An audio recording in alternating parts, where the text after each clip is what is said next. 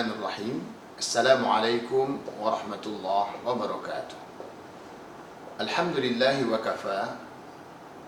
Assalatu wassalamu ala rasulillahi mustafa wa ala alihi wa azwajihi wa dhurriyyatihi wa ashabihi wa ummatihi wa man wafa.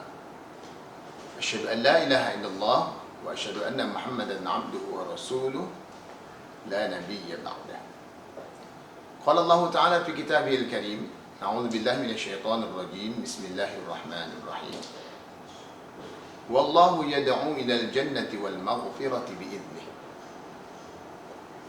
Bapak Ibu hadirin, hamba-hamba Allah yang mulia, alhamdulillah kita telah tiba di Ramadan 1445 Hijriah. Bulan Ramadan disebut juga dengan bulan maghfirah atau bulan ampunan. Mengapa bulan Ramadan disebut dengan bulan ampunan? Karena Allah di bulan ini membagikan ampunan yang tak terbatas. Untuk apa kita mesti diampuni Allah Subhanahu wa taala? Hamba Allah yang berbahagia, pertanyaan ini yang akan kita coba jawab menurut pandangan para ulama. Mengapa kita mesti mendapat ampunan Allah Subhanahu wa taala? Jawabannya adalah karena ampunan Allah lah yang boleh mengantarkan kita menuju surganya. Karena kita tanpa ampunan Allah tidak akan sampai kepada satu titik yang namanya surga Allah Subhanahu wa taala. Sebab itu Allah katakan, wallahu yad'u ilal jannati wal maghfirati bi'idnih. Allah itu mengajak kita ke surga dengan apa? Wal maghfirati bi'idnih. Dengan ampunan Allah Subhanahu wa taala, itu tentu dengan izinnya. Penggalan ayat ini memahamkan kepada kita bahwa kita akan dapat menuju Allah, menuju surga Allah Subhanahu wa taala itu dikarenakan ampunan Allah Subhanahu wa taala.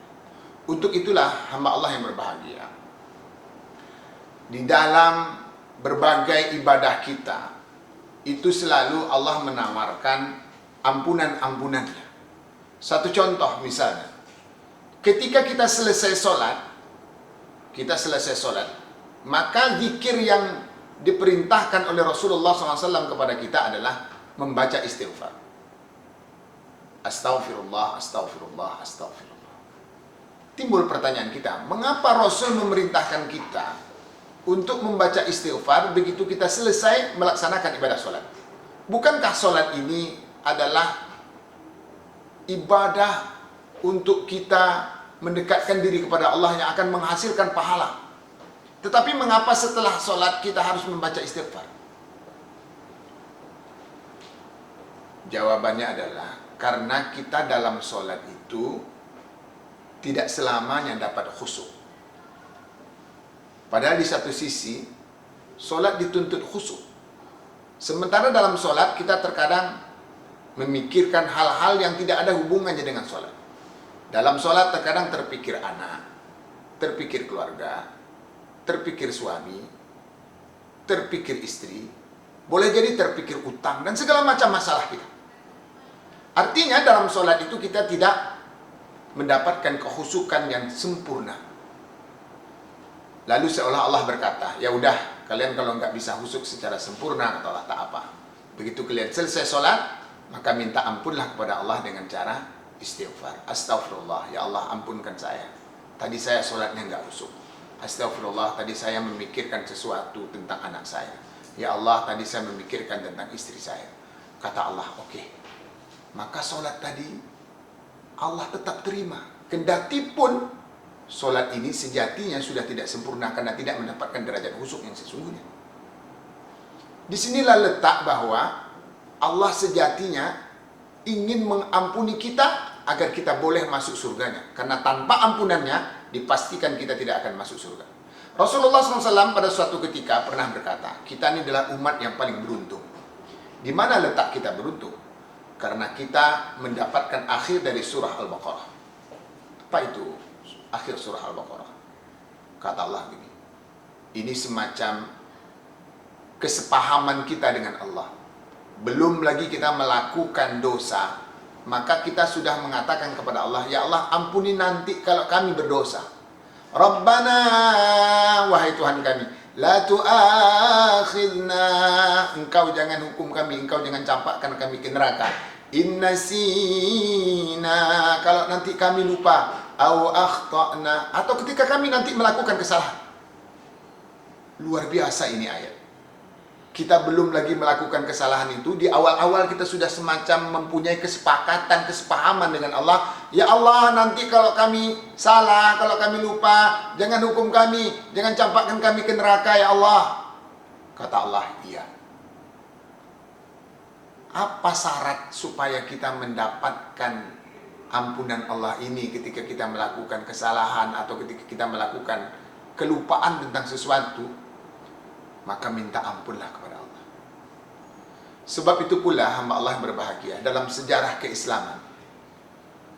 Maka Allah katakan begini, Faksus qasasa, Muhammad engkau ceritakanlah kisah-kisah yang terjadi pada masa lalu itu, la'allahum yatadzakkarun, agar kita-kita orang-orang yang berada di belakang hari ini mengambil pengajaran. Apa pengajarannya? Allah telah membuat sebuah kisah yang luar biasa tentang ampunannya. Misalnya ada sahabat Abu Bakar, ada sahabat Umar. Ini Umar dulu pernah menghunus pedang ingin membunuh Rasulullah SAW.